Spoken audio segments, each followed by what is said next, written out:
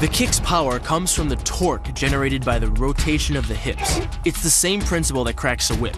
Turning the hips just a few degrees forces the foot to travel a much greater distance and creates a lot of speed as it does.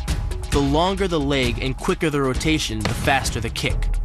And unlike karate, Muay Thai fighters are also taught to strike with the hard bone of the shin. A Muay Thai kick can generate roughly the same force as a baseball bat, enough to crack a rib or a leg. Basically, it works like a point of a knife. All the force is magnified by being concentrated in a small, hard area. Even if the elbow doesn't deliver a knockout, it will almost always leave a nasty cut and often end a fight. It's not the arms, but the legs that drive our fists. Like a piston, the explosive power of the legs is capable of generating hundreds of pounds of force, all to a very vulnerable area, the soft underside of the opponent's jaw. Like the Hanuman move, the flying knee relies on the explosive power of the legs. But rather than spread the power of our blow over two fists, it concentrates it into the spear point of the knee and combines it with the force of gravity. It's the equivalent of hitting our opponent in the chest with a sledgehammer. The hyperextension of the elbow, created by pulling back on the locked arm, virtually ensures that he will be taken down. The knee strike to the wrist dislodges the knife and further loads the elbow and shoulder. The technique can easily result in damage to the elbow joint, the tendons of the rotator cuff, or even a broken arm. The key to this move is turning your opponent's lower arm into a lever. By grabbing his arm during the initial attack, you set up the lever such that direct loading to his elbow joint is achieved. Once the elbow is locked and loaded, you can pull a much heavier opponent off balance by simply lowering your center of weight. With practice, the ninja can hit his intended target from distances as great as 45 feet. At impact, that's more powerful than a Major League Baseball pitch. This move is more about timing and precision than power. Instead of hacking through the limb, the first strike imparts an injury just a few inches below the elbow.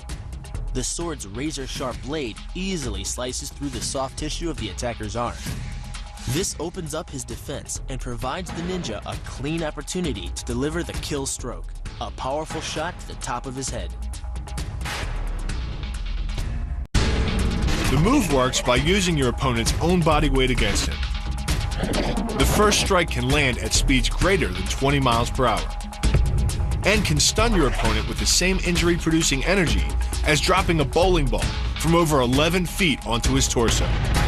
By using his arm as a lever in conjunction with the leg sweep, you drive your opponent to the ground.